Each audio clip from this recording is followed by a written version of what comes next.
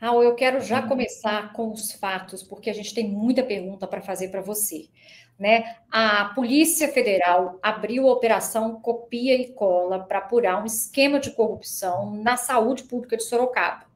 Envolvia contratos da prefeitura com uma organização social, teoricamente sem fins lucrativos, e esses contratos foram firmados de forma emergencial, né? Dispensando a licitação e apontados juntos, parece que eles somam alguma coisa na casa de 100 milhões de reais. É uma soma muito importante, né? E agora, no dia 6 de novembro, a PF deflagra a segunda fase dessa operação e cumpre 7 mandatos de busca e apreensão e executa 2 mandatos de prisão. Nós temos hoje presos Marco Motti, que é um empresário apontado como lobista, envolvido na lavagem de dinheiro. A gente tem Josivaldo Batista de Souza, pastor ligado à igreja, usado como canal de lavagem de dinheiro. Nós temos a pastora e cunhada do prefeito Manga, Simone Rodrigues, teve a prisão decretada, vazou, está foragida.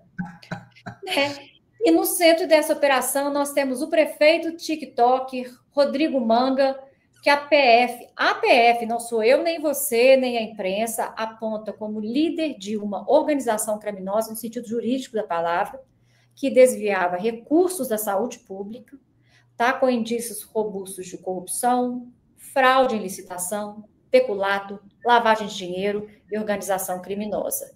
Tá? Então, a gente tem aí a decretação de cerca de 6,5 milhões em bens, né? O prefeito Manga vai para o TikTok e fala que pegaram o iPad do filho dele, que só isso que acharam lá, um iPad de 6,6 milhões, e pedem o afastamento do Rodrigo Manga por 180 dias e proíbem ele de entrar em contato com as investigações. Vereador, o senhor é autor da denúncia que culmina com essa operação, né? Que já está em curso há muitos anos, que resulta no afastamento do Manga.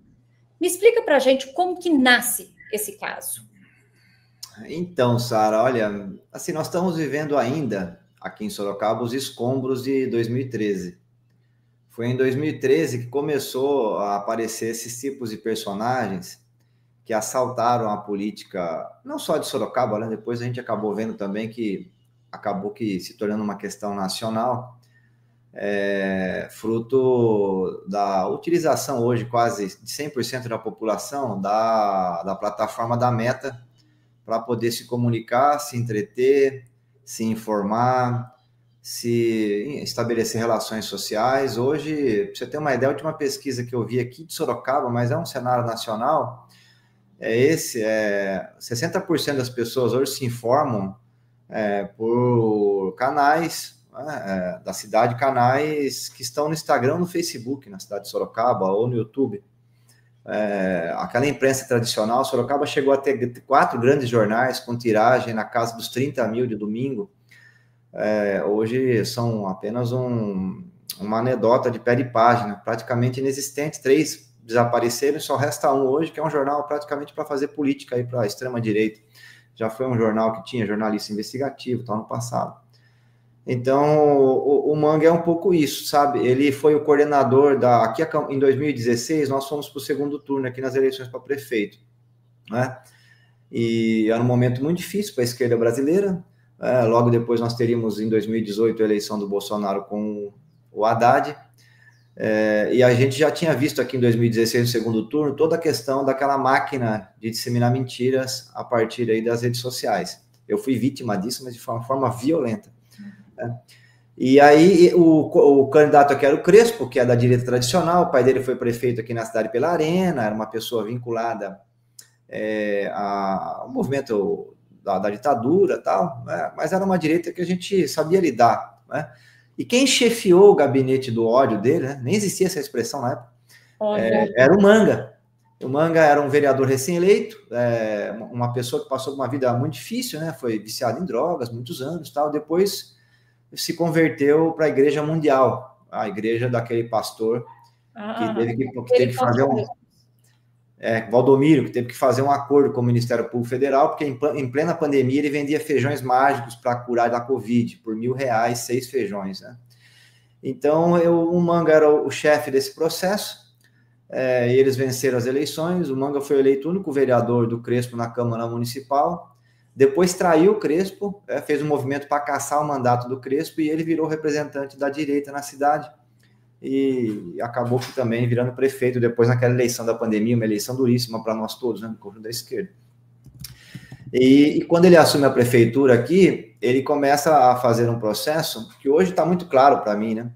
Que é, na verdade, um político subordinado à empresa Meta. Ele funciona, toda a administração a reunião de segunda-feira, Sara, olha, se esse fenômeno pegar, entendeu? Nós vamos ter que discutir seriamente no Brasil essa questão, né, das redes sociais. Eu acompanhei de perto em 2013, é a maior manifestação de rua de Sorocaba, ganhou inclusive contra a instalação aqui da Aramar, na época, nos anos 80, que tinha até então sido a maior manifestação. E assim, ali teve uma mudança no algoritmo brutal, né? A chamada para a manifestação, porque nós naquela época ainda estávamos no comecinho ali tentando disputar aquele movimento, para levar ele para um movimento, para poder colocar mais recursos nas áreas sociais, mas depois ele foi totalmente tomado, né, pela extrema-direita e dirigido aí pela empresa Meta. Ele, na segunda-feira, só para fechar esse parênteses, a reunião do Manga da prefeitura de segunda-feira não é para perguntar para os secretários o que está acontecendo, por exemplo, na área da saúde, na cidade, não é para perguntar para o secretário de educação, olha, você conversou com os diretores, com os pais de alunos, tem alguma escola com problema, tal, vamos consertar, nada disso. A reunião da segunda-feira era para ver o que estava rolando. Ele vinha com o pessoal da comunicação falando, na internet está rolando isso no algoritmo, então quero que vocês tragam para mim coisas para eu poder postar nas redes sociais. Então é um governo desconectado da administração pública. Eles criaram uma superestrutura na prefeitura, e toda ela funcionando em torno daqueles vídeos que ficaram famosos no Brasil, né? O bordão venha morar em Sorocaba. Então ele pegou os 500 funcionários de indicação política que nós temos em Sorocaba hoje, e o foco total era produzir material para a rede social. E chegou um determinado momento que a coisa ficou tão doida que não era nem mais sobre Sorocaba. Então, assim, a Virgínia lá fazia alguma coisa, o Vini Jô, entendeu? Os vídeos começaram a dialogar estritamente, né, se retroalimentando do próprio algoritmo do Facebook e do Instagram. E, é claro, a empresa Meta percebeu isso e o Alsou também, né? Isso aí a gente sabe como é que funciona. E aí ele virou essa personalidade. Agora, a questão toda é que por trás disso está o crime organizado. Desde o dia que ele assumiu, já comecei a perceber essas movimentações da presença do crime organizado na prefeitura. As instituições que funcionavam na área da saúde de Sorocaba, por exemplo, aqui nós temos o Banco de Olhos, que é uma instituição que tem quase 40 anos. Em Sorocaba é uma referência até nacional, faz cirurgia de córneas, catarata, tem encontros aqui, convenções e tal. É meio que um centro de pesquisa e junto também atende o SUS, né? É um hospital bem grande, uma referência. Eles estavam administrando o PHs e UPAs da cidade. O Manga, agora já se sabe, né? Durante a campanha ele se comprometeu com a bandidagem de que ia entregar as UPAs e as UPHs da cidade para esse setor administrar. E como que eu vi isso? Eu vi porque majorou o contrato. Então ele tira o boss, o contrato, logo que saiu e entrou a bandidagem, já subiu 40% para fazer o mesmo serviço. E o cola e copia da Polícia Federal é porque eles não atendiam as pessoas, eles lançavam atendimentos de qualquer lugar do Brasil. Tinha até atendimento de índio aldeado. Pegava o CPF na internet, tacava ali no sistema e para receber o dinheiro do pagamento, né, do atendimento. E então, assim, 123 milhões de reais, essas UPAs gestadas por esses grupos criminosos administraram. Segundo a Polícia Federal, 40% era para propina. Então, nós estamos falando aí de mais de 40 milhões de reais, só nas UPAs e nas UPHs. A Polícia Federal já monitorava esse pessoal, eles foram pegos no Ceará, depois foram pegos também em Canoas, Rio Grande do Sul, lá o prefeito foi afastado, foram pegos também no litoral paulista, e aí entraram em Sorocaba. Eu fiz a representação porque é curioso, quem fez a UPA aqui foi a Dilma, e ela recebeu... Foi na UPA, né, o centro da denúncia, né? UPA do... O vereador, até aproveitando aqui que eu estou acompanhando aqui o chat da audiência, isso está colocando muito interessante, sabe? Porque tem toda essa ligação com essa operação que foi deflagrada agora sexta-feira, né? Então, às vezes, aqui para o pessoal que está chegando aqui no chat agora, né? Então, e às vezes nunca tinha ouvido falar da operação Copia e Cola. Então, assim, se você puder esclarecer para a gente da forma como você está colocando, tá muito bom, porque o pessoal está entendendo. Então, como que funcionava esse esquema da saúde, né? Quem eram as peças principais, onde a Polícia Federal enquadra o Rodrigo Manga nessa engrenagem, ele foi só um mero beneficiário, chefe, o que foi esses 100 milhões de reais que foram da saúde pública, que foi noticiado, né? Então, se puder esclarecer para a gente aí, o pessoal, a audiência que está perguntando, né? Para dar esse contexto para todo mundo. Tá. Então, só para quem, olha, assim, a gente tinha uma discussão nos anos 90, na época que o Bresser propôs, que ele defendia que nós devíamos ter um núcleo de servidores públicos adstritos à parte de planejamento, o restante poderia fazer a chamada contratualização. Hoje ele até reviu um pouco essa posição, né? Ele está mais no nosso campo hoje, mas o dado concreto é que abriu-se no Brasil a possibilidade, por exemplo, no SUS, de você não ter o servidor contratado diretamente via concurso público para administrar a unidade, de você ter uma chamada organização social para administrar ali. A gente já criticava isso na época, em teoria, né, porque isso ia tirar a estabilidade do servidor público, isso tira a capacidade do Estado de fazer o planejamento, então já tinha uma discussão, a gente já era contra isso lá, quando foi proposto, né, o Bresser foi ministro do Fernando Henrique na época de reforma do Estado, eu acho, ou do Itamar, não lembro agora, e a gente já tinha essa discussão teórica. Agora, o problema é que, ao implantar essa situação, deu margem para que grupos criminosos pudessem se apossar de NACO do Estado. Então, aqui em Sorocaba, é claro, você pode ter as duas situações, né? Nós tínhamos, administrando aqui as UPAs, uma entidade que tinha quase 40 anos, respeitadíssima, e tinha, de fato, um recorte na saúde. Então, aí você podia até discutir a questão da estabilidade e tal. O que acontece quando a extrema-direita assume aqui a prefeitura, e isso aconteceu em vários lugares do país, né?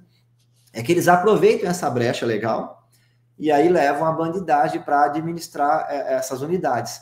E aí criam todos os tipos de subterfúgio para poder majorar os contratos. Aqui em Sorocaba, por isso que chama-se copia e cola, a operação, foi criada essa estrutura de lançar no sistema atendimentos não realizados, para poder justificar o aumento dos pagamentos.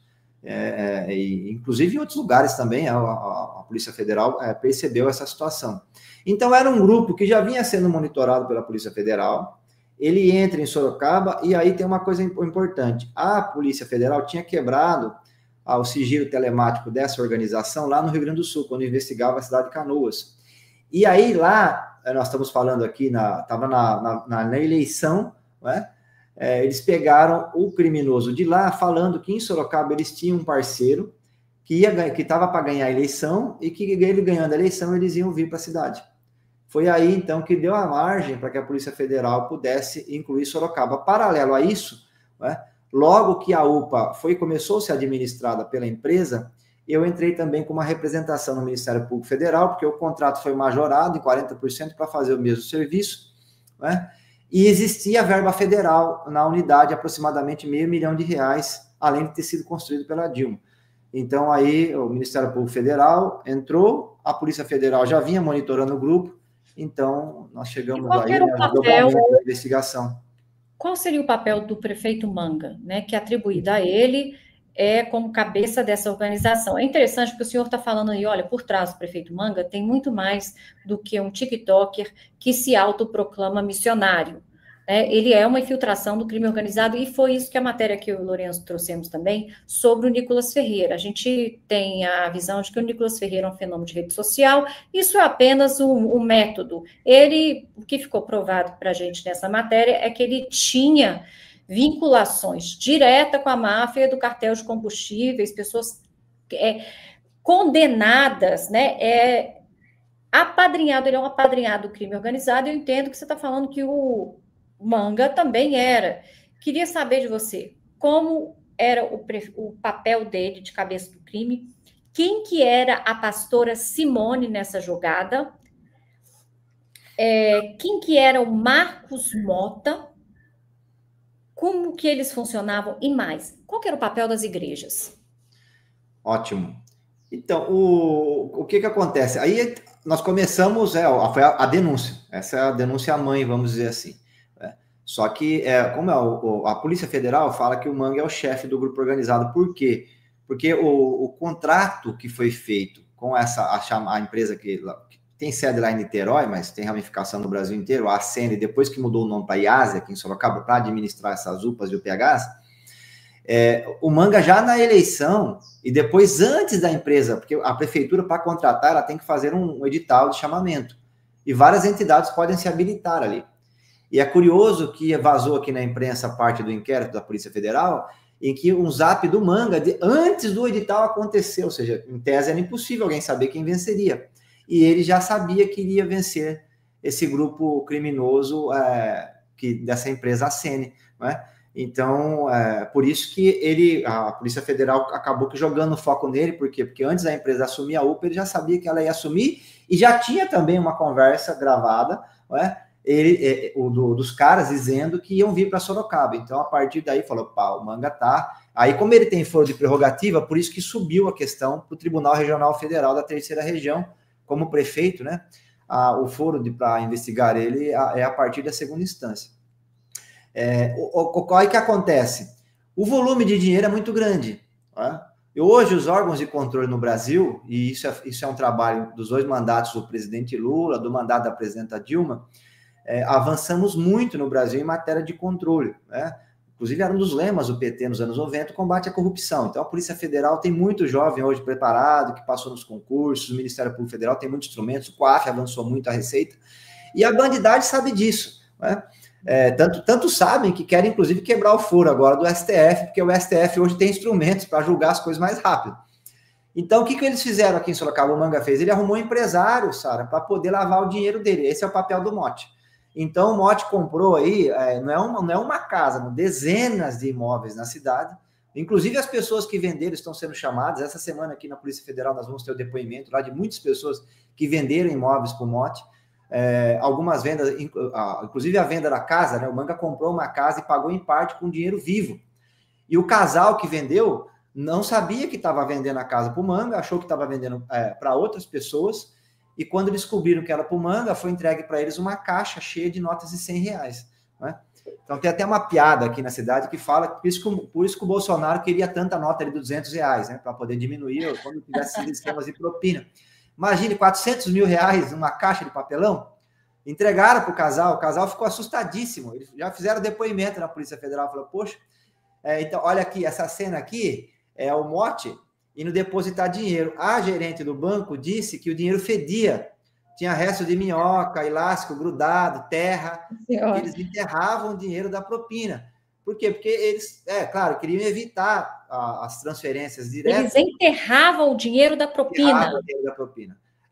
Ocorre um boato aqui em Sorocaba que deve ter mais dinheiro enterrado aí, viu? Tem vários depoimentos. A Polícia Federal segue colhendo depoimentos.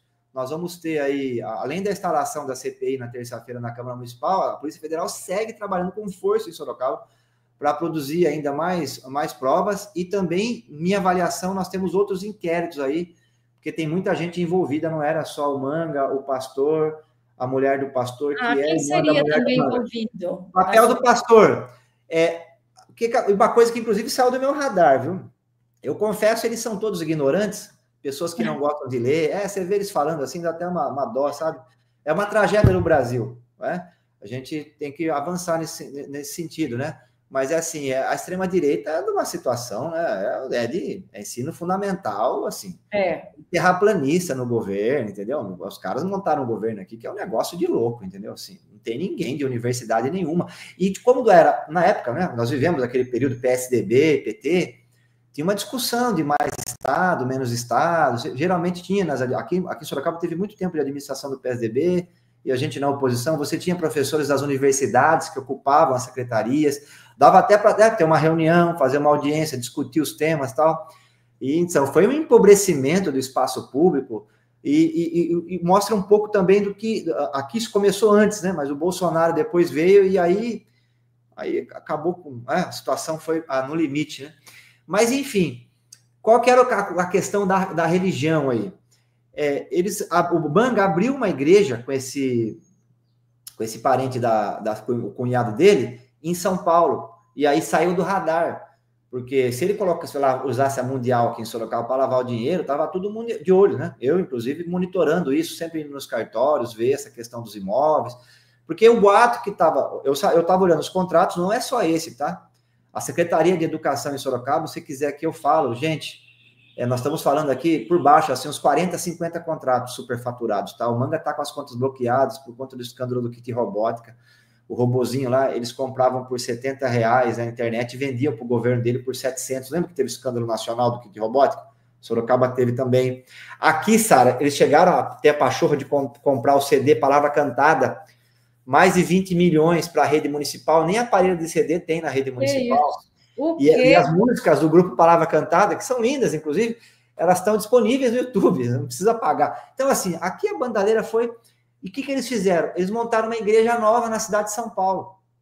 Como que é o nome dessa igreja? É do Santo dos Últimos Dias, tem um nome comprido. Dos Mormons, né? Santos dos Últimos Dias, dos Mormons.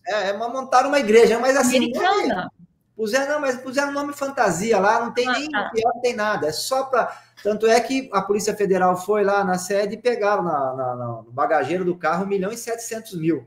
Entendeu? Montaram uma igreja, porque ele é da Igreja Mundial, né? Ele, a mulher, eles são da Igreja Mundial. Entendeu? A base, vamos dizer assim, a primeira base mais fiel ao Manga aqui na cidade é da Igreja Mundial. Eles montaram uma outra em São Paulo para poder lavar o dinheiro. Então, duas formas de lavar o dinheiro. Uma, o empresário, segundo a investigação da Polícia Federal. Duas, segundo a investigação da Polícia Federal, essa igreja em São Paulo, que quem tocava a igreja, né, o marido e a mulher dele, né, o casal, cuja a mulher é a irmã da mulher do Manga. Era um negócio de família, né? Isso, negócio de família. Pessoas tiraram de Sorocaba para sair do radar, coloca em São Paulo. Então, é assim. E agora, como é que voltava esse dinheiro, né? Esse dinheiro voltava na compra de imóveis e na conta. Foi achada na casa desse pastor de São Paulo, que lavava o dinheiro com Manga, uma planilha. Uma planilha? Acharam uma planilha com nomes de várias empresas de Sorocaba. Por isso que, em minha avaliação, nós temos mais inquéritos aí. Só o consórcio do transporte aqui tem lá na planilha, lá 400 mil. Discussão é quem monta uma planilha não monta uma planilha anual. Se for mensal, nós estamos falando aí de quase 2 milhões de reais de propina por mês. Entendeu? Então, assim, é uma escalada... Tudo tinha propina, né? Então, assim, muito... por isso que a minha avaliação é que a Polícia Federal vai seguir desdobrando todas essas questões, porque ela tá em algumas camadas. Focaram um pouco, né, no chefe do esquema, que é o prefeito, e, afinal de contas, ele assina todos os contratos, no entorno imediato, que estava fazendo a lavagem do dinheiro. Agora tem mais gente envolvida aí, e acharam essa conta, uma espécie de uma escrituração da propina. E também a imprensa está vazando, porque o inquérito está sigiloso, tá? Mas tem saído muita coisa nos jornais aqui da cidade, da região e tal. Saiu também que eles usavam o termo milagre quando caiu o dinheiro na conta. É uma coisa muito curiosa. Aqui teve até um ato na Câmara Municipal. Teve existia a linguagem religiosa como um código, né? Eu estava vendo as reportagens que ela fala assim que entre o Manga e o tal do apóstolo Estevão Hernandes, né, da Igreja Renascer, que eles falavam assim, está precisando de um milagre? Né, a linguagem cifrada para falar de operação ilícita, isso tem uma coisa perversa, não tem?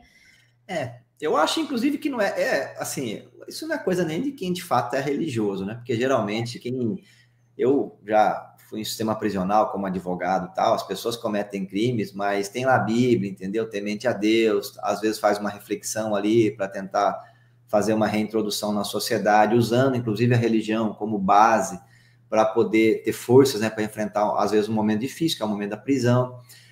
Até, né, nós estamos falando aqui de pessoas que estão no sistema prisional, então, assim, respeitam, são tementes, não brincam com símbolos e palavras religiosas. Aí você pega alguém que se elegeu por uma religião, né, pela Igreja Mundial, usando a palavra milagre, que para quem tem fé, e eu venho de uma família católica, minha mãe era muito militante, foi da teologia da libertação e tal. Assim, o milagre, ele é o ponto alto, né, de quem tem fé, porque é o momento em que a presença de Deus se revela, né? Você ressuscitar um morto, uma pessoa que está com câncer terminal, já está desacreditado pela medicina, de repente, né? Para quem tem fé, é o momento da manifestação divina. Então, você transformar essa palavra, que carregada dessa simbologia, uma palavra pesadíssima, e convertê-la em mensagem cifrada para receber propina, revela muito sobre a organização criminosa. De fato, de religião, eles estavam só... Na verdade, são estelionatários que usam a religião para enrolar a população, assim, na acepção mais tosca da palavra. Desacralizando, né, a fé alheia, desacralizando o que é o mais íntimo da pessoa, que é a fé é uma coisa muito íntima, e quando fala ao coletivo... Olha, eu quero te fazer uma pergunta. A gente sabe que ali, só do que ficou sabendo, o Manga, ele compra uma casa de 1,7 milhões, ele tinha 180 mil espécies, a Polícia Federal já tinha encontrado 900 mil em caixa de papelão, você está falando aí que eles escondiam dinheiro, né? O que não deve ter passado batido? Imagino os arqueólogos deviam fazer uma expedição aí a Sorocaba. Mas o que me chama a atenção, a PF fala assim, olha, ele é uma cabeça, mas ele recebe apenas uma medida cautelar de afastamento. Os outros todos já foram presos preventivamente. Como que o senhor interpreta essa diferença de tratamento? Há, na sua visão, algum tipo de blindagem política ou jurídica em torno do prefeito? Se ele é o cabeça, por que ele tem a medida cautelar, enquanto os outros não? Tem uma justificativa para isso? Olha, a minha visão é que, por parte da Polícia Federal, do Ministério Público Federal, não, o que tem aí, na minha avaliação, é uma estratégia de investigação, tá? O que eu estou analisando aqui é o seguinte: eles estão querendo reunir mais provas ou até conseguir uma delação premiada dos empresários. O Motti mesmo, todos os imóveis que ele comprou, as pessoas vão depor essa semana agora, que vai entrar lá na Polícia Federal. Então, a minha avaliação é que eles estão reunindo bastante coisa, esperando aí, sobretudo do Motti, uma delação, para poder, de fato, criminalizar, né, garantir ainda mais a robustez em relação ao Manga. O afastamento dele, minha avaliação é que era muito necessário, porque ele estava interferindo nas investigações, né? Ele estando na prefeitura, isso cria uma situação de, olha, nós temos alguém que está nos protegendo lá, nós temos a guarida do prefeito, sobretudo em relação aos empresários que foram acharcados durante todo esse tempo, né? Mas também em relação às pessoas que estavam recebendo propina, esses parentes próximos que estavam lavando dinheiro, tá? Então, o afastamento, eu acho que foi uma medida importante, e não volta mais, tá? Minha avaliação é que a Polícia Federal agora está usando uma técnica aí, que de conseguir ter mais provas, delações, né, para poder ter mais robustez para oferecer a denúncia aí depois com pedido de prisão do Manga, que eu acho que é o caminho que ele vai ter. Então aí nós vamos ter aí desse seriado aí sobre Tremembé, vai entrar um TikToker lá que está faltando no elenco, né? Mas esse é o caminho dele, não tem muito, porque tem muita... Olha, você tem uma ideia, ele usava o termo milagre para receber a propina, olha, caiu 20, milagre, embaixo, kkkk. Então, assim, a quebra desse giro telemático revelou muita coisa sobre pagamento de propina. Então, uma delação de algum empresário para tentar melhorar a situação penal, no caso do Motti ou de outros, eu acho que está vindo aí e vai ser quase que certo, né? Não tem por que eles protegerem o Manga mais. O Manga não está na prefeitura, esse afastamento de 6 meses, sabe?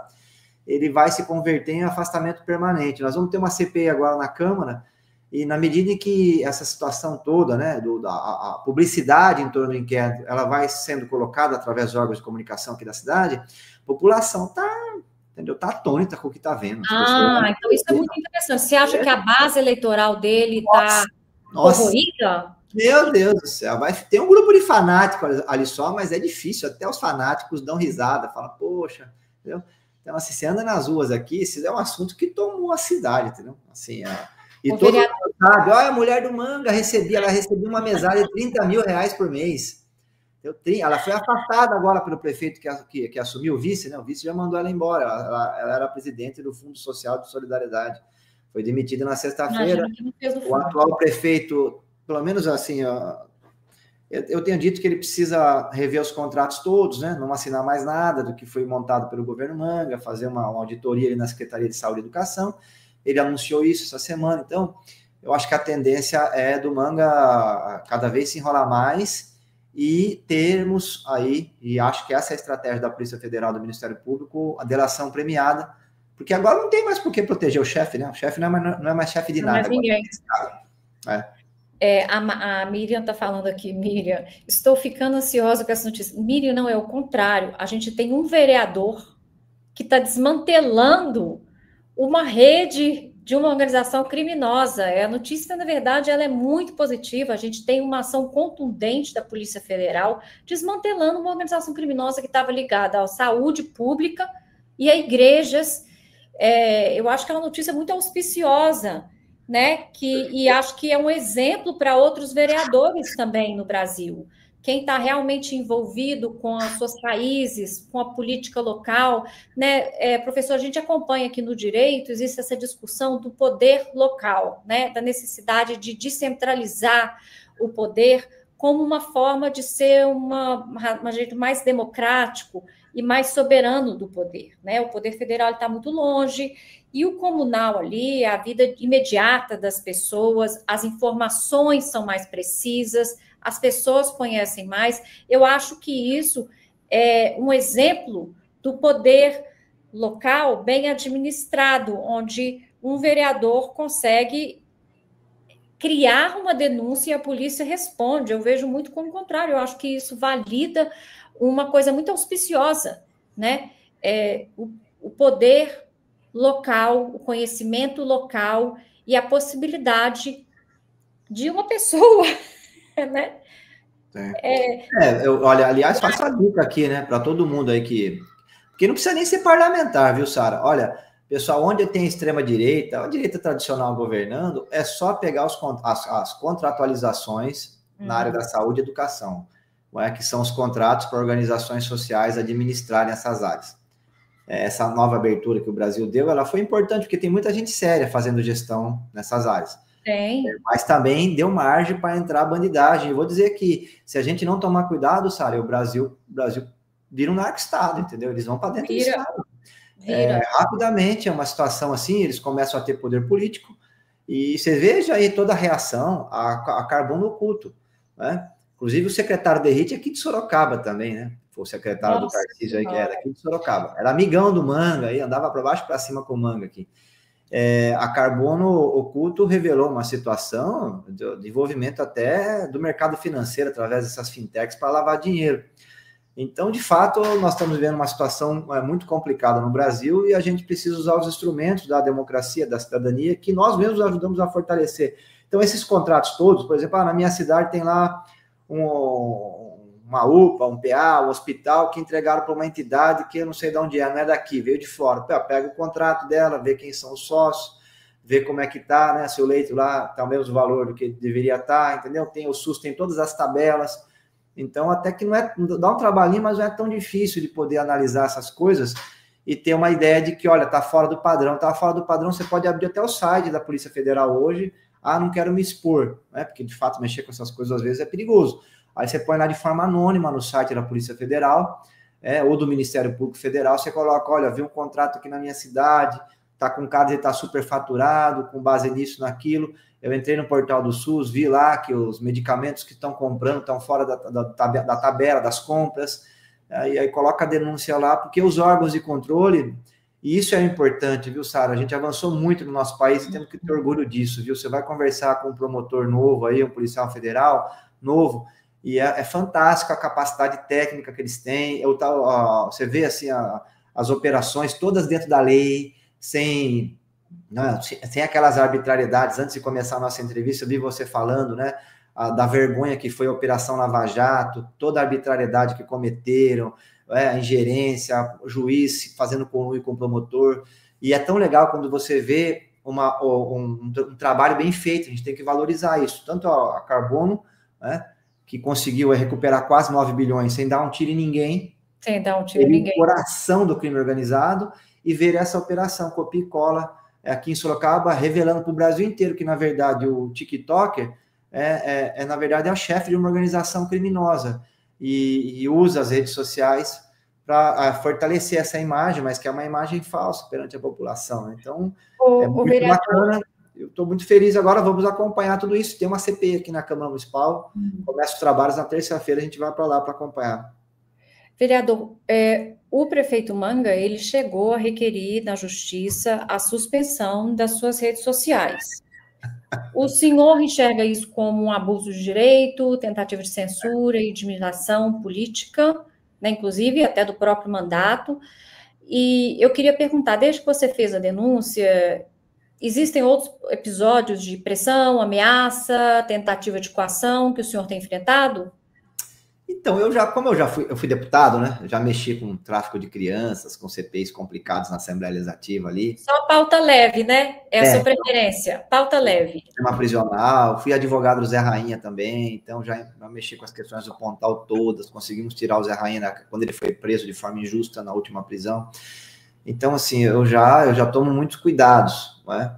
Mas é sempre importante a gente tomar cuidado, porque de fato estamos mexendo com grupos criminosos. E o Manga, ele é da extrema-direita, eles vivem falando em liberdade, é uma coisa curiosa isso, né, Sara? A liberdade de expressão virou pedra de toque, mas na verdade a liberdade é para cometer crimes, né? De homofobia, de racismo, de preconceito religioso. Só que quando você vai analisar mesmo esse caso aí, eu ganhei em primeira instância. É que aconteceu o seguinte, teve o kit robótica aqui, foi escândalo nacional, eu fiz a denúncia também em Sorocaba, o prefeito está já há mais de 2 anos com as contas pessoais dele bloqueadas pela justiça por conta desse escândalo. E aí o que aconteceu? Na época a imprensa fez a matéria e eu coloquei nas minhas redes sociais, e escrevi embaixo, um absurdo que está acontecendo na cidade, por isso que eu denunciei. Aí ele entrou na justiça, pedindo indenização, pedido para retirar as minhas redes sociais e tal. Teve audiência, a juíza, inclusive, que presidiu a audiência aqui na cidade de Sorocaba, na comarca nossa, e eu fui para a audiência, ele foi com um monte de advogado, eu fui lá sozinho, e aí, na audiência, pós-audiência, a juíza deu o ganho de causa para mim, né? Só que mesmo assim, como eu tinha sofrido o processo, e estava todo mundo sabendo dessa história na cidade, tinha muita publicação, eu, para evitar qualquer complicação na primeira instância, eu acabei retirando essa postagem, né? E a gente foi lá para a audiência e eu venci na primeira instância. E aí passou, né? Foi para o Tribunal de Justiça o assunto, ele recorreu, não? Os advogados dele recorreram. Aliás, outra uma coisa curiosa, né? Quem que está pagando os advogados dele? Quem que está pagando? Outra coisa curiosa essa, vai ficar aí para a Polícia Federal investigar também, de onde vem o dinheiro. Deve ser Jesus Cristo que está pagando. E aí, menina, foi para o Tribunal de Justiça, na quinta-feira, ele é afastado, né? Na sexta-feira, o Tribunal de Justiça, 3 desembargadores fazem a reunião, o relator fica do meu lado e os outros 2 desembargadores votam pela suspensão das minhas redes sociais. Então, eu queria, para quem me acompanha, aí hoje eu divulguei aqui que estaria aqui e tal, aí no Zap e tal, para quem me acompanha, eu estou na iminência de ficar sem as redes sociais, e é uma sentença meio complicada, porque ela diz assim, vamos suspender suas redes sociais até trânsito em julgado da ação. Ou seja, se eu não recorrer... É quase uma liminar, né, Raul? Se eu não recorrer, eu querendo me induzir para não recorrer, eu aceitar, entendeu? Que eu cometi um crime que eu não cometi, para poder resgatar as minhas redes sociais. Então, assim, que é um instrumento de trabalho. Na época eu não era vereador, eu não estava nem deputado na época, eu estava apenas advogando. Agora eu uso as redes sociais, apesar de toda essa nossa crítica, eu acho que é uma crítica que nós temos que olhar bem de perto, porque da mesma forma que teve a regulamentação do rádio e da TV, nós vamos caminhar no Brasil para ter também uma regulamentação urgente das redes sociais. Mas, enfim, apesar de todos os problemas, nós estamos lá, né? É um espaço de divulgação ali barato, mais barato do que fazer aquele jornal impresso, distribuir nos bairros e tal. Então, ele conseguiu, foram 2 votos a 1, eu entrei já com embargos infringentes, entrei também com mandado de segurança no próprio tribunal, o mandado de segurança eu já perdi, e agora já entrei também com o habeas corpus na própria sexta-feira. Espero que julgue, mas lá por quarta, eu acho, minha avaliação, quarta ou quinta, que o juízo aqui da comarca será comunicado, aí daí eles vão oficiar a meta, e a meta vai me derrubar do Facebook e do Instagram, eu vou ficar nas outras redes, aí no YouTube, no Zap, né? Mas, enfim, então é isso, é a extrema-direita, né, que o Manga é um representante. Felipe Martins saiu aqui de Sorocaba também, tá? Ele era um dos coordenadores do Manga aqui, o do sinal nazista lá no Senado da República, que era assessor do Bolsonaro, também saiu daqui. Então, essa extrema-direita aí fala em liberdade de expressão quando convém, porque quando não convém, taca processo. E se eu não fosse advogado, já estaria bem enrolado, porque tem que pagar e tem gasto, essas coisas todas. Mas, enfim, estamos com os recursos. Agora tem um recurso aí no STJ e depois um no STF ainda. Como a questão está muito clara, eu acho que eu vou conseguir reverter, mas eu queria avisar que as pessoas que me acompanham que eu talvez fique uns dias sem se comunicar no Instagram, no Face. Raul, inclusive, nós estamos batendo até recorde aqui de gente ao vivo, do pessoal comentando no chat, a gente vai comentar aí mais. Então, com bastante gente aqui elogiando o seu trabalho, porque não é todo dia que a gente vê isso, né? Igual você falou, enalteceu a coragem da Sara, né? De tratar essas questões que ela até mencionou, das reportagens que ela vem lançando. Então, acho que o pessoal não deixa de reconhecer seu trabalho aí em Sorocaba também, não. porque a gente sabe que não é só uma questão de coragem, né? É uma questão de envolvimento, uma questão que dedica tempo, dia a dia, reunir documentos, de enfrentamento, de expor sua própria pessoa, sua própria família, expor, né? Tudo isso. Então, para a gente ter gente séria que enfrenta essas questões, precisa de pessoas aí, né, como o senhor. Com resultados para além de efetivos, e ainda exatamente, tem isso. Exatamente isso que eu Do jeito que eles não gostam. Eu ia comentar isso, porque assim, não é uma mera apuração. Você vê que desdobrou nessa operação da Polícia Federal, né, o Raul, que agora aconteceu na última sexta-feira. Então, assim, acho que está sendo muito esclarecedor. Nosso chat aqui está bombando, né? A gente vai até contribuir para o canal, porque você vê, trazer o Raul aí, trazer a Sara trazendo esse conteúdo de qualidade para a gente, não é todo dia. A entrevista aqui está excelente.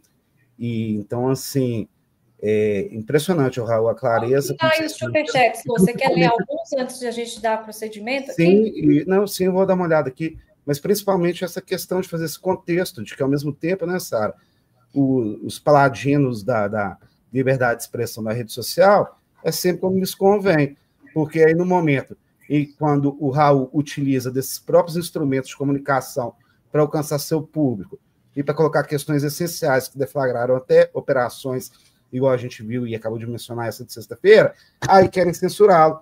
Tanto é igual como ele colocou, eu também sou advogado, né? Se ele não fosse advogado, então olha o custo que a gente tem com isso, né, Raul? Fazer uma segurança não é simples, fazer um pedido de liminar não é simples. Então, assim, a gente consegue advogar em causa própria, mas mesmo assim, imagina o custo, né, que isso demanda. Se perder. Então, eu acho que Sorocaba está de parabéns, né? Desmontou um esquema local envolvendo gente muito poderosa, que é a igreja, né? Agora, esquema, assim, eles costumam depender de um ambiente de impunidade para funcionar, né?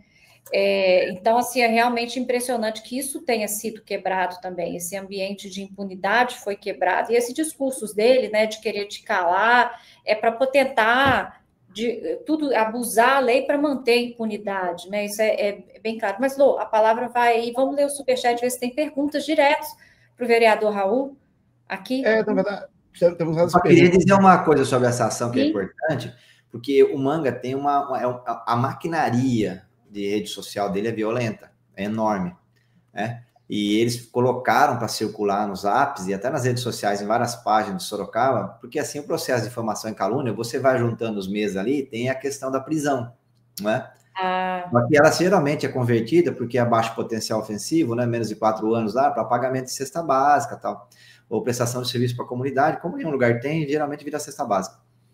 E eles colocaram assim as manchetes nos posts, era bem grande. Raul pega 2 anos de prisão, e fizeram isso aí circular na cidade. Então, assim, eles montaram uma máquina aqui. Nossa, e ela vem desde 2014, essa máquina. É uma máquina para destruir reputações. Assim, é um negócio absurdo, sabe? Não é fácil. Pegando seu gancho, eu não sou de Sorocaba, então não conheço esse jornal O Cruzeiro. Mas o Luiz Delcides aqui está até perguntando sobre isso, ó. Ele até mandou aqui, ó. O jornal O Cruzeiro endireitou, né, que então, se puder esclarecer para a gente, eu não sou de Sorocaba, que veículo de comunicação que era esse, igual a gente sabe aqui, por exemplo, em Belo Horizonte, nós temos o estado de Minas, né, que é vinculado à família Neves, etc., tudo mais, dá um contexto para a gente entender essa pergunta aí e sua resposta. Então, o Cruzeiro do Sul é um jornal mais antigo de Sorocaba, os outros, nós tínhamos o Diário de Sorocaba aqui também, que acabou que tendo problemas financeiros da família De Luca, acabou que fechando. Depois teve o J. Ávila, aquele que comprou várias retransmissoras da Globo no Brasil inteiro, ele comprou a retransmissora da Globo aqui em Sorocaba, que mexia com futebol, que foi pego na máfia da FIFA, chegou a ser preso até nos Estados Unidos. Ele aqui em Sorocaba, a Rede Globo, a filial dela chama TV Tem aqui na região, né? E ele montou aqui o jornal Bom Dia, mas também depois que ele foi preso, o jornal acabou que não indo para frente. E aí acabou que rodou, e ficou só com o Cruzeiro do Sul, mas hoje a tiragem, a capilaridade dele é bem baixa, chegou a ter 34 mil tiragens de domingo hoje. Lembra aquela época que as pessoas compravam carro e precisavam do jornal? Então isso aí foi o auge do jornal do interior, né? Hoje é tudo pelas redes sociais, e para você ter uma ideia aqui, o que é mais visto pela população depois do G1, em Sorocaba, segundo a pesquisa recente, é um sorocabanices, que é uma rapaziada que montou o dia a dia dos bairros, e aí põe lá e a audiência é imensa, né? Então mudou muito a forma da população se informar hoje. E o Cruzeiro, ele é da Fundação Baldino Amaral, ligado à maçonaria. Eles tiveram uma importância grande no século XIX em Sorocaba, montaram a primeira escola para negros na cidade, entendeu? Teve alguns momentos assim de algum brilho, de democracia, de alguma participação e tal, mas hoje a Fundação Baldino, sobretudo a partir de 2014, 2015, a direita tomou conta da fundação e hoje ela está praticamente assim com o pé na extrema-direita. Então Derrite todo o tempo, Tarcísio, está pior do que o Estadão, né? Estadão, eles eram signatários do Estadão, eles conseguiram hoje, por exemplo, o Estadão tem feito críticas às operações aí do Rio de Janeiro, se você olhar os editoriais, inclusive aos relatórios do Derrite, o Cruzeiro está para baixo do Estadão hoje, mas é um jornal que, como toda a imprensa escrita do interior, né, tá situação muito complicada, e eles partiram para virar um jornal mais da política mesmo, né? Todo respeito, é opção editorial, né? Enfim. E hoje a população, a gente faz o quê? Aqui nós temos o movimento sindical, que tem os seus portais, aqui tem o Porquê, que é ligado muito aí à esquerda da cidade, aos sindicatos metalúrgicos, tal, que tá bem grande. E por isso que me calar é importante, porque a gente tem uma rede social que, para Sorocaba, ela tem uma força boa, sabe?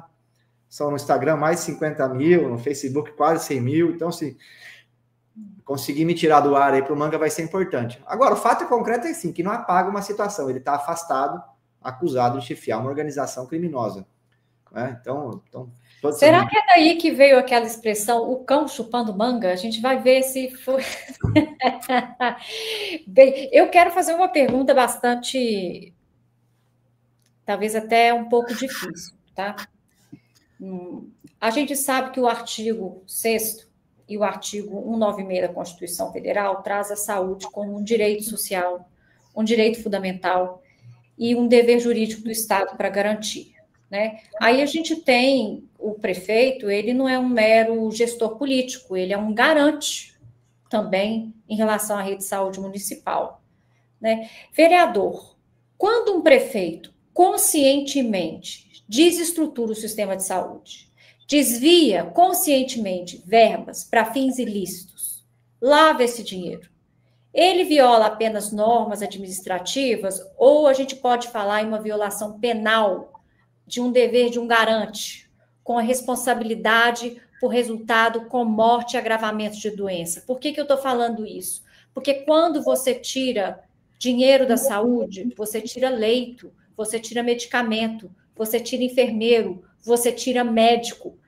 E nisso, eu acho que muita gente vai ter um atendimento ok, se é que tem um atendimento. Então, é a minha pergunta, isso é só traz só uma responsabilidade administrativa ou podia ser uma violação penal de omissão por um garante? Como que o senhor vê isso e como que o direito brasileiro trata ou deveria tratar? Concordo exatamente com você, mas infelizmente não é assim que é visto no Poder Judiciário, né? Deveria ser, né? Porque o crime da saúde ele é um crime de abrangência impessoal, coletiva. Só para ter uma ideia, Sara, nós começamos a conversa aqui porque o ponto de entrada da Polícia Federal são os contratos das UPAs e UPHs, mas não é só aí. Por exemplo, em Sorocaba, a compra de medicamento, como a maioria dos municípios do Brasil, geralmente é feito pelo nome do componente químico do medicamento. Você faz lá um leilão e os laboratórios se habilitam nas prefeituras para poder oferecer o componente químico. Por exemplo, o Tilenol. Tilenol é nome, não é o componente químico, né? Então, os laboratórios que produzem, que fazem as misturas, esses componentes químicos, né, eles se habilitam nas secretarias de saúde para poder vender esses componentes para as secretarias. Aí tem a norma do SUS, dos 250 medicamentos, as prefeituras baixam os decretos que precisam ter à disposição da população nos postos de saúde. Então, o que aconteceu também em Sorocaba? E olha, pessoal, eu sei que isso aí acontece muito, até na capital agora começou a acontecer também. Fiquem de olho aí, quem está na oposição aí fiscalizando, porque isso daí é uma enxadada, é uma minhoca, tá? Aqui em Sorocaba, em vez de comprar o medicamento direto do laboratório, através do componente, o medicamento por vez, eles fizeram por lote, com contratos guarda-chuva. E aí, o que aconteceu? Fizeram uma licitação aqui em 2023 de 33 milhões de reais com lote, ou seja, colocaram toda a cesta de medicamentos lá dentro. Isso fez com que os laboratórios não conseguissem participar, Porque o laboratório, às vezes, trabalha com 3 medicamentos, 4, 5. Então, você exclui os laboratórios, que é quem, de fato, tem os preços mais em conta para fornecer para o SUS. E aí, as empresas intermediadoras que venceram, que não tem laboratório, que são empresas que compram dos laboratórios. 3 empresas de Cotia venceram esse contrato. E aí, resultado disso tudo é que Sorocaba, nós chegamos a ter aqui, inclusive, recente agora, né, antes de começar as denúncias aí, nós chegamos a ter postos de saúde aqui funcionando com 50% dos medicamentos à disposição da população. Né? Não tinha nem medicamento para controlar a temperatura do corpo das crianças.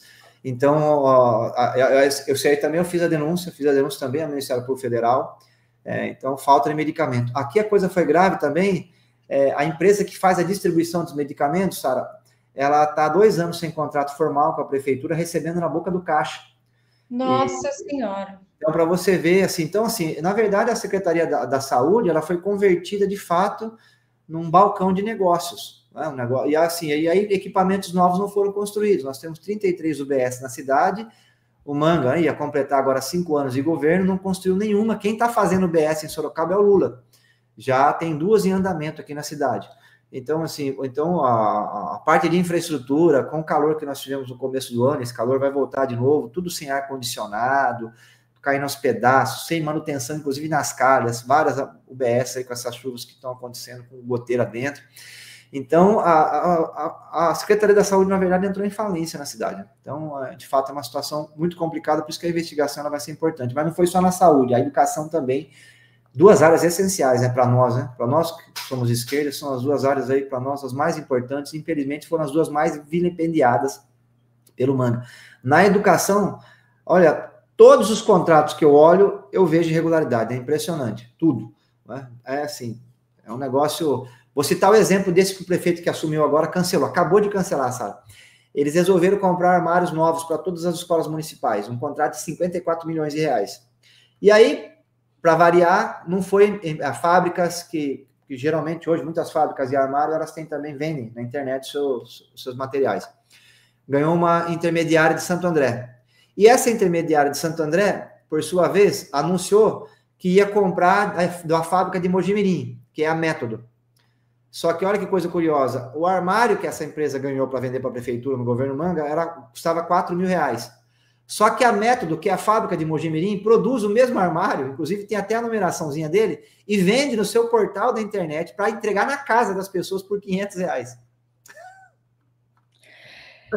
Lourenço. Quase todas as áreas.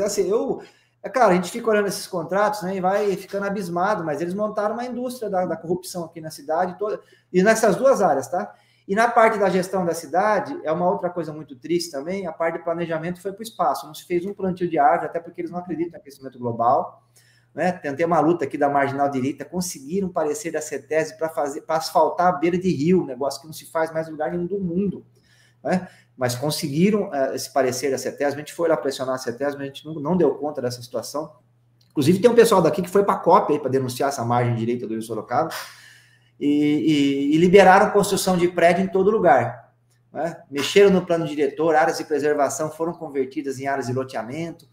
Então, assim, a especulação imobiliária que deitou e rolou, e aí os impactos são esses todos que nós estamos vendo, né? Toda a cidade média do Brasil vive isso. Prédio para todo lado, cada prédio é uma resistência de chuveiro, tem 3 ar-condicionado por apartamento, né? Um prédio aí, você tem 200 famílias, tem 400 carros, tirando ar gelado e jogando ar quente, e todo mundo tendo que respirar aquilo ali, aquecendo a cidade. Então, assim, o trânsito complica, e vai deixar esse legado para nós, um abacaxi para descascar, né, para tentar resolver esses problemas todos. E o governo federal pôs 600 milhões aqui, eles geram o problema da drenagem na cidade. Olha que coisa absurda. Liberam um prédio para todo lado, depois correm lá na Caixa Econômica pedir dinheiro para fazer a obra de drenagem. E aí, o governo nosso teve que liberar, né? Porque a obra tem que atender os municípios. Liberou 600 milhões de obra de drenagem. Só que eles mesmos que criam o problema. Então, é uma coisa de louco isso. Lourenço, vamos trazer a nossa audiência, vamos ler o superchat. E nosso próximo convidado já está aqui embaixo. Vamos ler as perguntas para o vereador Raul Marcelo e depois já trazer o nosso próximo convidado. Não, porque o Raul, antes de você entrar, a Sara trouxe bastante questões aqui, sabe?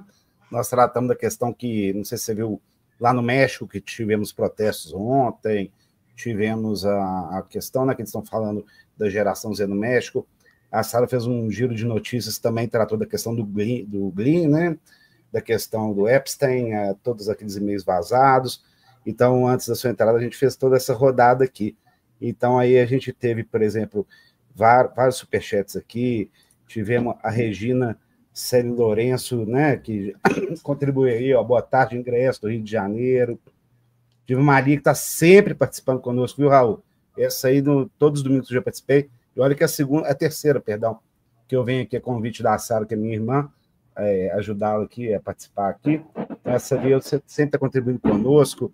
Ela falou que o que está acontecendo no México é o mesmo golpe de Estado que a extrema-direita orquestrada pelos Estados Unidos, né, para derrubar um presidente valente, como fizeram com a Dilma. A própria Lia, de novo, aqui comentou conosco, super importante, né? Geração Z, Z de zebra, de zebu, é a mesma do ano 2025, antes de Cristo, mais do mesmo. Manter o status quo que a extrema-direita adora, né? Então, assim, tivemos a Ludmilla aqui contribuindo conosco, a Lia de novo, a questão do Glean, né? Que foi que a Sara estava comentando antes da sua entrada aqui conosco, o João do Sertão colocando aqui conosco, que o Glean é peça do Deep State, porque a Sara estava trazendo aqui para a gente uma visão mais crítica e mais acentuada a respeito de uma leitura desse jornalista, né, que se arvorava muito sobre, né, os parâmetros como paladino da moral, da ética, da liberdade de jornalismo, etc., independente, Lava Jato, mas quando o sistema começa a contrariar o establishment, né, começa a exigir regulações de mídias, etc., a Sara faz isso muito bem, o Glean simplesmente joga de acordo com o vento, né?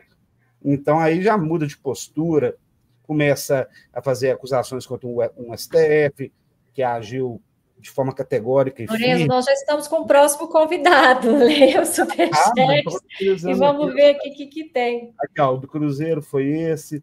Tivemos aquele Indava Pinheiro, falando que o Glean... É porque tivemos muito do Glean, Sara, veja bem. Trabalha até brincando aqui conosco. Algum serviço secreto americano. A Sandra Bueno Rio aqui conosco, ó. Igreja Mundial do Poder de Deus. Não, mas esse é o nome mesmo. Igreja Mundial do Poder de verdade. Esse é o nome, então. É o nome de verdade, não é brincadeira. Brincadeira. O poder do mundo mundial. Só faltou isso. Poder do mundo mundial. Sim, porque o que aconteceu? Todo mundo acredita em Jesus Cristo. Não existe Islã, não existe budismo, não existe taoísmo, não existe confucionismo, não existe nada. Só existe Baby Jesus. Mas aproveitando o gancho dela aqui, do Poder Mundial de Deus, porque não só de superchats, mas dos comentários da audiência, até, né, questionando o Raul, a questão das isenções fiscais de contribuições, né, para as igrejas que hoje a gente tem, não só para elas, né, temos hoje para a Constituição estabelece tanto para fundações, templos, de todos os tipos, então isso também foi questionado. Aí, ó, Sara, então, ó, o superchat para você aí, ó que chique, ó, o Davi Maia, linda como sempre, aí, ó, aproveita, a Sara já até comentou sobre isso, o que vocês acham das últimas manifestações do México? Foi logo no início da live, a gente trouxe esse assunto, só voltar que a gente vai falar sobre essa Revolução Colorida. Sim, exatamente. E qualquer coisa você segue a gente também, Davi, no jornal, no nosso, né, Instagram, nas redes sociais, e que os vídeos estão lá, toda a opinião da Sara sobre isso, sobre os acontecimentos estão lá. Você pode acompanhar, volta o vídeo aí, que foi o início da live. Tive Macios aqui, ó, Sara, pedindo para colaborar conosco também aqui no DCM. Ah, essa aqui é para você, ó, Raul, ó, Sandra Bueno. Isso aí eu não vou saber traduzir, não, ó. Sorocabinense é um bolsonarista aqui em Sorocaba. Esse é um portal de comunicação que tem aqui na cidade, é onde a população se informa, né? Uma coisa impensável, 15 anos atrás, 20 anos, né? 10 anos atrás, disputa com o G1, dá para acreditar nisso? Nossa, pois é. E o Tião manda aqui para a gente também, ó. Manga, Bolsonaro, temos uma igreja de ódio contra o próximo, falso cristão, blá, blá, blá, porque aquela questão que você colocou muito bem, você, Sara, né? Ficam capitulando essas pessoas, né? Então, acho que é isso, Sara, que, ó, acabamos de receber mais umas doações aqui. Aí, ó, e o Felipe mandando aqui pra gente, ó. O preço da democracia é eterna vigilância. Eles não dormem nunca. A virtude é um ato de consciência, né? Parece. Vereador, eu queria agradecer muito você ter tirado seu tempo. agradecer também o trabalho aí, Sorocaba dando um exemplo, né, de poder local, de combate aos fascistas, às organizações criminosas que vão se infiltrando na política nacional. Como é importante esse poder local, como é importante o trabalho dos vereadores, né, como eles estão tão próximos ali da população, da realidade imediata, e podem transformar a realidade. Eu queria agradecer muito e convidá-lo. As portas aqui estão sempre abertas para você. Obrigada. Eu que agradeço aí, um abraço, Lorenzo, para você, Sara. O Pedro vai ser o próximo aqui, mandar um abração para ele aí. Já põe o Pedro aqui, gente. Aí, ó, já dá um abraço para ele. Olha o Pedro aí, Raul. A gente teve a perda aí do Loborges, eu sou fã do Loborges, viu? Te perdi. Pô, tamo junto, Raul. Parabéns pela entrevista aí. Que no bate-papo você tá cheio de instrumento aí atrás, viu? Você então, eu gosto. Clube da Esquina, para quem gosta de música, é mão cheia, tá louco. Entendeu? O Milton, todo mundo. Então, enfim, pô, parabéns aí para vocês. Um abração, Pedro. Valeu, Raul. Tamo junto. Legal demais. E, assim, vamos ver os desdobramentos aí, pessoal. Eu vou comunicando aí todo mundo aí nas outras mídias, na hora que eu perder o Facebook e o Instagram. Beleza? Vai nada, qualquer coisa a gente... Mas eu vou reverter isso, é que demora um pouquinho até o STF julgar. Tá joia? Um abração para todo mundo aí. Obrigado. Oi. Obrigado demais aí, viu, pela participação. Eu sei que domingo é um dia complicado, o tempo você dedicou aí pra gente. As portas estão sempre abertas. Tá, a gente mantém todo mundo informado aí dessa operação da Polícia Federal aqui em Sorocaba. Tá joia?